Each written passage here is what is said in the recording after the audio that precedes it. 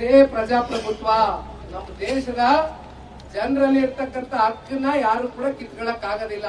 ಅಲ್ಲಿ ನೋಡಿದ್ರೆ ಆ ಪುಣ್ಯಾತ್ಮ ಇವರ ಸೋಕಾಲ್ಡ್ ಗಾಂಧಿ ಕುಟುಂಬದ ಒಂದ ಕುಡಿ ಅಲ್ಲೆಲ್ಲೋ ನಿಂತ್ಕೊಂಡು ಎಂತದದು ಓಟ್ ಚೋರಿ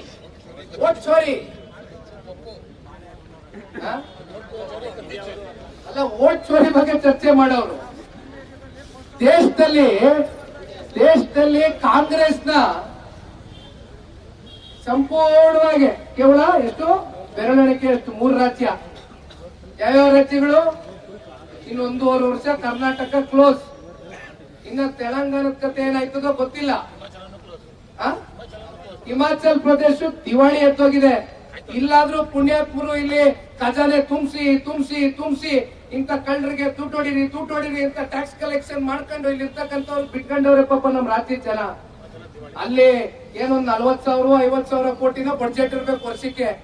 ಇಲ್ಲಿ ಪಾಪ ಇವ್ರು ಹೆಗ್ಗಳಿಕೆ 4 ಲಕ್ಷ ಕೋಟಿ ದೊಡ್ಡ ಪ್ರಮಾಣದ ಬಡ್ಜೆಟ್ ಕೊಟ್ಟುಬಿಟ್ಟಿದೀವಿ. ಓಹೋ, ಯಾರು ಇವ್ರ ಅಪ್ಪನ ಮನೆ ದುಡ್ಡು ಖಜಾನೆ ತುಂಬಿಸವ್ರೆ. ಇಲ್ಲಿ ಇನ್ನೊಂದು ವಿಚಾರ ಏನಂದ್ರೆ, ನಮ್ ಮಂಜಣ್ಣಂಗೆ ಹೇಳ್ತಾ ಇದ್ದೆ, ಮಂಜಣ್ಣ ನಮ್ ಜಿಲ್ಲೆಯಲ್ಲಿ ಇರ್ತಕ್ಕಂಥ ನಮ್ ರಾಜ್ಯದ ಗೌರವಾನ್ವಿತ ಮುಖ್ಯಮಂತ್ರಿಗಳು ಯಾವ ಪ್ರಾಜೆಕ್ಟ್ ಕೂಡ 30,000 ಕೋಟಿಗಿಂತ ಕಮ್ಮಿ ಮಾಡ್ತಕ್ಕಂಥದ್ದೇ ಇಲ್ಲ. ಇಲ್ಲಿ ರಿಯಲ್ ಎಸ್ಟೇಟ್ ಮಾಡ್ತಕ್ಕಂಥವ್ರಿಗೆ, ಒಂದಷ್ಟು ಕಂಪ್ನಿಗಳಿಗೆ, ಒಂದಷ್ಟು ವ್ಯಕ್ತಿಗಳಿಗೆ ಅನುಕೂಲ ಮಾಡೋದಕ್ಕೆ 35,000 ಕೋಟಿ ಲೋಟಿ GBITS ಅಲ್ಲಿ. ಅಲ್ಲಿ ಟನಲ್ ರೋಡ್ ಮಾಡ್ತಾರಂತೆ. ಅಲ್ಲಿ ಲಾಲ್ಬಾಗ್ ಅಲ್ಲಿ ಹೆಚ್ಚು ಕಮ್ಮಿ 6 ಎಕರೆ ಹೊಂಟೋಯ್ತದೆ ಅಂತ. ಅಲ್ಲಿ ಎನ್ವಿರಾನ್ಮೆಂಟಲಿಸ್ಟ್, ಅಲ್ಲಿ ಇರ್ತಕ್ಕಂಥ ದಿನನಿತ್ಯ ಓಡಾಡ್ತಕ್ಕಂಥ ಜನಸಾಮಾನ್ಯರು ಎಲ್ಲ ವಿರೋಧ ಮಾಡ್ತಾರೆ. ಅದು 30,000 ಕೋಟಿ ಪ್ರಾಜೆಕ್ಟ್ ಅಂತೆ, ಟನಲ್ ಪ್ರಾಜೆಕ್ಟ್. ಯಾರು ಓಡಾಡಕ್ಕೆ? ಬಡವ್ರಿಗಲ್ಲ, ಶ್ರೀಮಂತರು ಓಡಾಡಕ್ಕೆ ಪ್ರಾಜೆಕ್ಟ್ ಅಂತೆ. ಇನ್ನ ಅಲ್ಲಾದ್ರೂ ಕಸ ಹೊಡಿಸ್ತೀನಿ ಅನ್ಬಿಟ್ಟು 30 ವರ್ಷದ ಟೆಂಡರ್, 30 ವರ್ಷದ ಲೀಸ್ ಯಾರಾದ್ರೂ ಟೆಂಡರ್ ಕೊಟ್ಟಿದ್ದಾರೆ ಅಂದ್ರೆ ಇಲ್ಲಿವರೆಗೂ?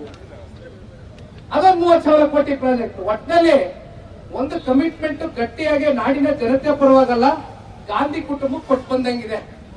30,000 10%, 90,000 ಇಂಟು 10% ಎಷ್ಟಾಯ್ತು?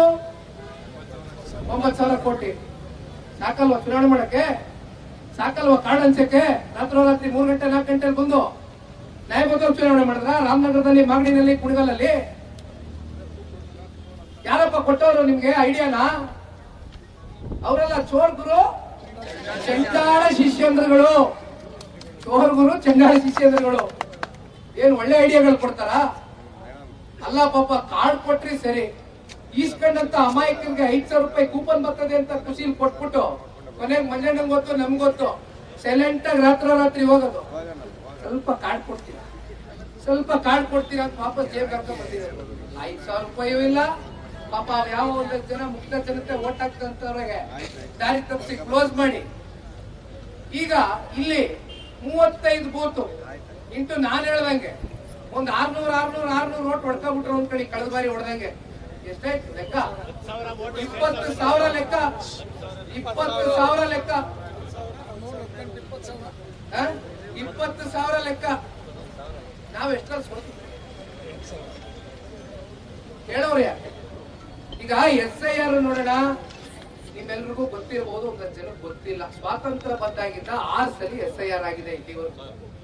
ಅದರಲ್ಲಿ ಅತಿ ಹೆಚ್ಚು ಕಾಂಗ್ರೆಸ್ನ ಆಡಳಿತದ ಸಮಯದಲ್ಲೇ ಆಗಿರ್ತಕ್ಕಂಥದ್ದು. ಈಗ SIR 2002ರಿಂದ ಈಚೆಗೆ 24 ವರ್ಷ ಆಗಿತ್ತಾಗಿ.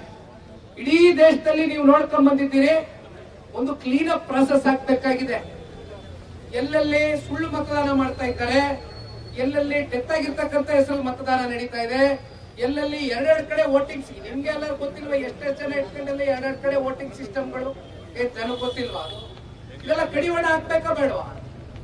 ನ್ಯಾಯಬದ್ಧವಾಗಿ, ಪಾರದರ್ಶಕವಾಗಿ, ಪ್ರಜಾಪ್ರಭುತ್ವದ ಅಡಿಯಲ್ಲಿ ಚುನಾವಣೆ ಆಗ್ಬೇಕಾ ಬೇಡವಾ? ಇದನ್ನ ವಿರೋಧಿಸೋದೇನಿದೆ ರೀ? ನಿಜವಾಗ್ಲೂ ವಿರೋಧಿಸಬೇಕು ಅಂದ್ರೆ ರಾಹುಲ್ ಗಾಂಧಿರವ್ರಿಗೆ ರಾಮನಗರ ಈ ಪುಣ್ಯ ಜಿಲ್ಲೆನಲ್ಲಿ ಒಂದು ಕರೆ ಕೊಡ್ಲಿಕ್ಕೆ ಬಯಸ್ತೇನೆ. ಡೆಲ್ಲಿಗೆ ಬರ್ತಾ ಇದ್ದೀನಿ. ರಾಹುಲ್ ಗಾಂಧಿ ಅವರ ಇಂಗ್ಲಿಷ್ ಅಲ್ಲಿ ಪ್ರೆಸ್ ಮೀಟ್ ಮಾಡ್ತೀನಿ. ಪಾಪ ನಿಮ್ ಕನ್ನಡ ಅರ್ಥ ಆಗ್ಲಿಕ್ಕಿಲ್ಲ. ಬಂದು ಡೆಲ್ಲಿನಲ್ಲಿ ಕೂತ್ ಮಾತಾಡ್ತೇನೆ ಸೋಮವಾರ ದಿನ. ದಯವಿಟ್ಟು ಎಚ್ಚೆತ್ಕೊಳಕ್ ಕೇಳಿ. ನಾವು ಕೈ ಕಟ್ಟೆ ಹಾಕೊಂಡು JDS ನವರಾಗ್ಲಿ, ನಮ್ಮ ಮಿತ್ರ ಪಕ್ಷ ಭಾರತೀಯ ಜನತಾ ಪಾರ್ಟಿಯವರಾಗ್ಲಿ ಇದನ್ನ ಬಟ್ಟೆ ಕಟ್ಕೊಂಡು ಕೂತ್ಕೊಳ್ತಕ್ಕಂಥದ್ದಕ್ಕೆ ನಾವೇನ್ ಸಿದ್ರಿಲ್ಲ. ನಮಗೆ ಸಿಕ್ಕಬೇಕಾಗಿರ್ತಕ್ಕಂಥ ನ್ಯಾಯಬದ್ಧವಾದಂತ ಹಕ್ಕು, ನ್ಯಾಯಬದ್ಧವಾಗಿ ಆಗ್ಬೇಕಾಗಿರ್ತಕ್ಕಂಥ ಪ್ರಕ್ರಿಯೆ ಇದು ಆಗ್ಲೇಬೇಕು, ಇದು ಮಾಡೇ ತೀರ್ತೀವಿ. ಇದಕ್ಕೆ ಯಾರು ಕೂಡ ಅಡ್ಡಿಪಡಿಸ್ಲಿಕ್ಕೆ ಆಗೋದಿಲ್ಲ.